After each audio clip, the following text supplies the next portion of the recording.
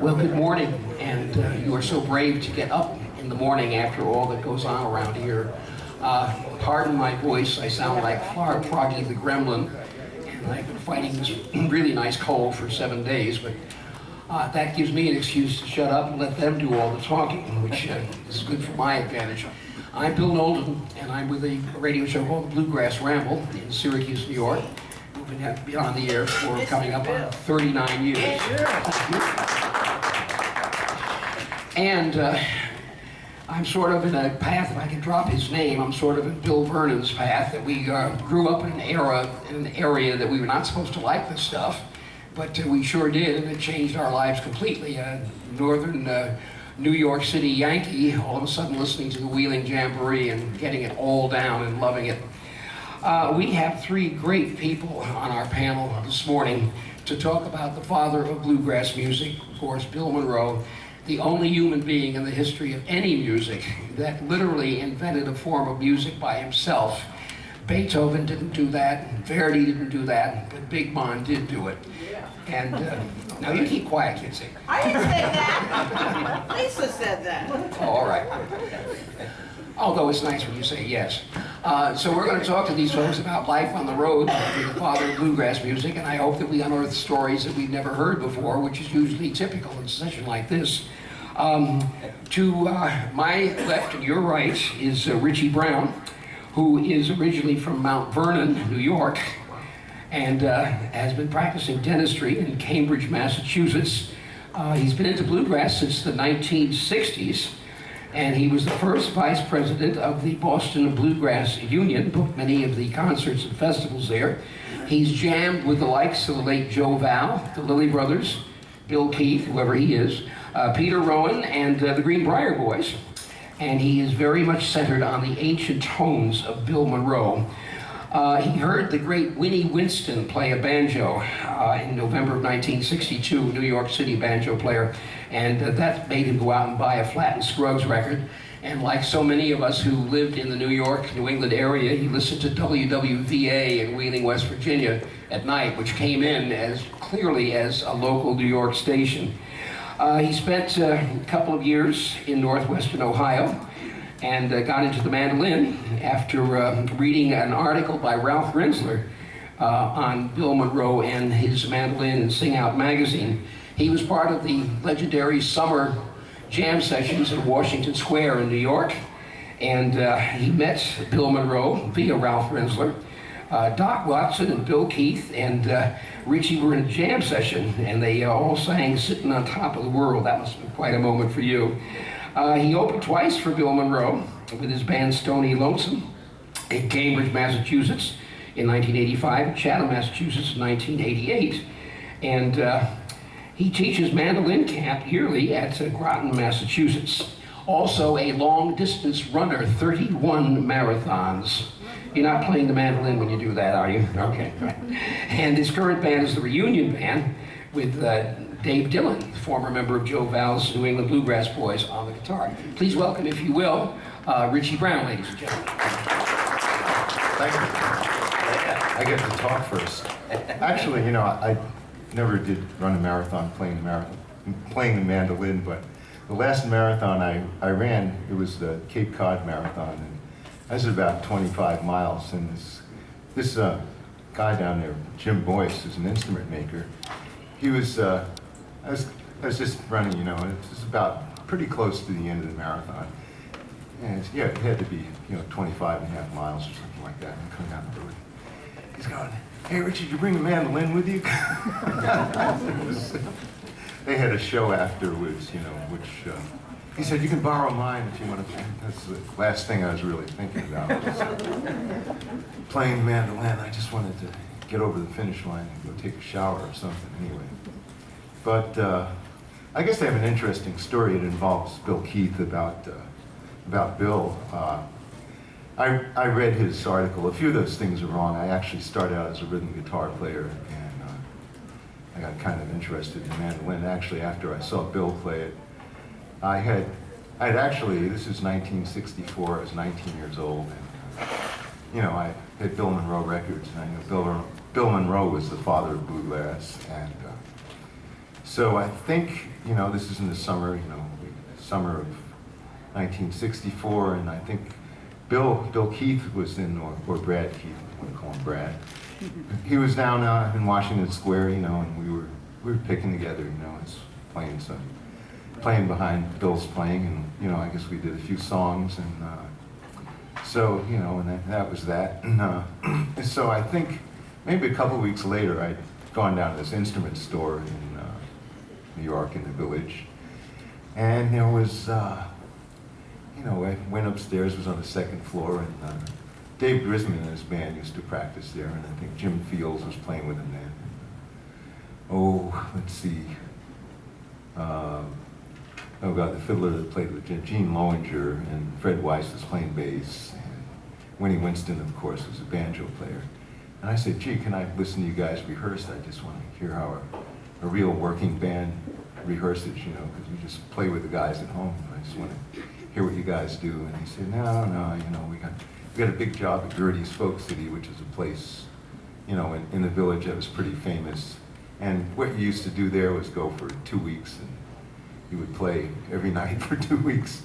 And so the weekends were great, and you'd be lucky to get 2 people during the week, but that was it. So we kind of so they kind of were very, this was their big gig of the summer. So I said, well, they said, why don't you go over and meet Bill? He's in town. And so I said, I said, where is he? He said, well, he's over at Ralph's house. And I said, well, I don't know Ralph. I can't just go barging into his house like that.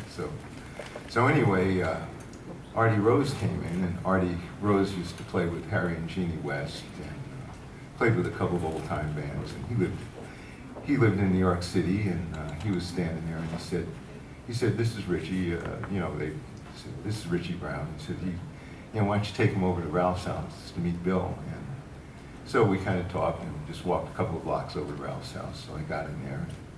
Bill Keith was sitting there playing with Bill Monroe and Doc Watson, and I think James was there, and James was there.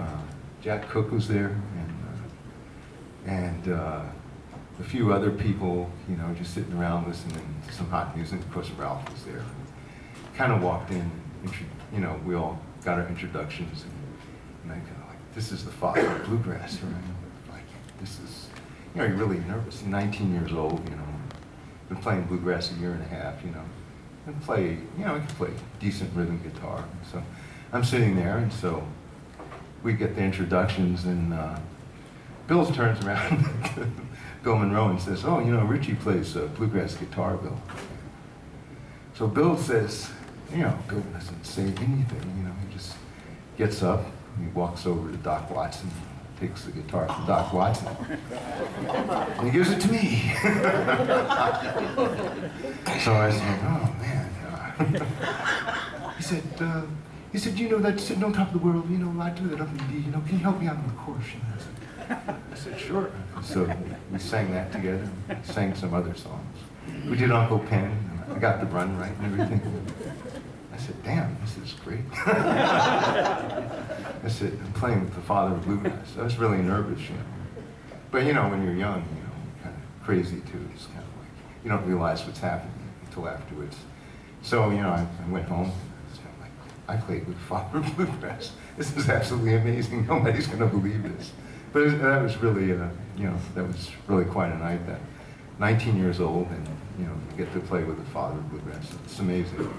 And just seeing his mandolin playing and listening to his music close up, I realized it was very different from what Flatt and Scruggs played. It was very fiddle-based, very bluesy, and I just said, this is really it. And listening to Monroe's mandolin playing, I was just knocked out by that. So I kind of was inspired to try it a little bit. And I ended up being able to at least attempt to duplicate some of the things he did. So I'll let one of the other guys take the floor for a second. Let me introduce the next person, if I will. By the way, question for you. I remember when Grandpa Jones first came and played in New York City, in Brooklyn, at the Sons of Norway Hall. And the whole place was packed with whatever was of New York City bluegrass and old-time country music. And Grandpa was just stunned that he could pass his banjo from one New Yorker to another, and that New Yorker knew how to play the banjo. He just couldn't believe that there was any kind of bluegrass or old-time country scene in New York City. Do you have any impression about Bill being kind of out of his element or overwhelmed about being with a bunch of New York City Yankees playing bluegrass music? I think at that time Bill was a little reticent. I got to know him in future years he became a little more open. He would kind of joke with people and things like that. I just felt at that point, he was a little bit reticent. But, he could be because he was the father of bluegrass. That's right. You can be reticent. You can do anything. Yes, sir. Yes, sir. When you're a king, you can do anything. Bill Keith, Brad Keith, we'll call you Bill today, a native of Brockton, Massachusetts, another one of these northeastern hillbillies, and now lives in Woodstock, New York. Known for his chromatic Keith style of banjo work. Great example is his recording with Bill Monroe of Sailor's Hornpipe. He makes the Scruggs Keith tuner, which was an improvement back in 1965? Did you work on that? Or? 60, developed in 63 and production 64. It was an improvement on Earl Scruggs' spec. He co-organized the Connecticut Valley Folklore Society back in the 1960s when he was living in Amherst. He is known for writing out the tablature for the Earl Scruggs 5-string banjo book.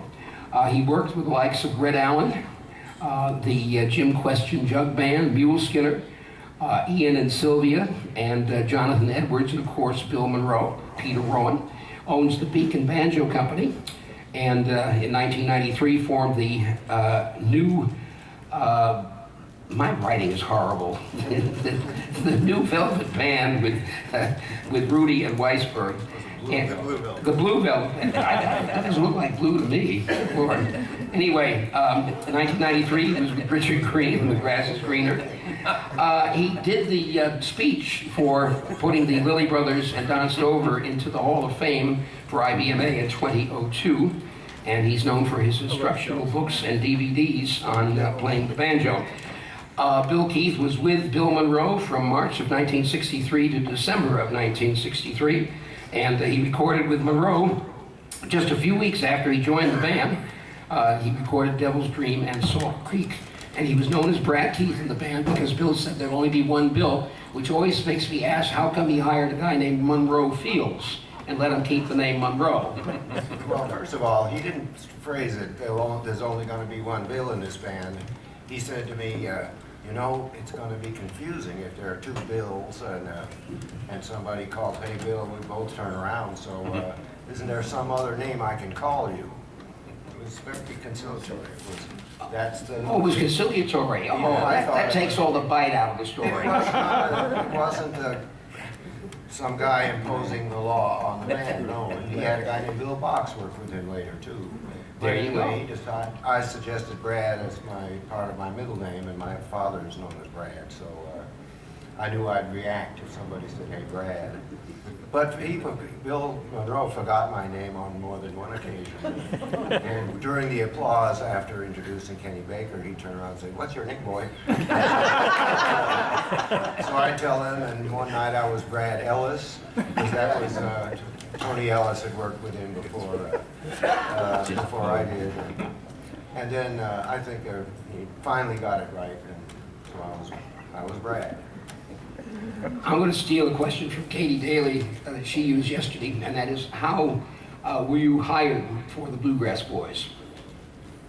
Well, you mentioned the Earl Scruggs book, and actually that my first trip to Nashville, no, not my first, but I met Earl in December of '62, and I had a copy of I had my original book of tablature I transcribed from his records. The tablature was a system that was kind of new and unknown, at least, to Earl Scruggs. And it was music notation, too. The regular music notes, and then underneath the tablature. I'd learned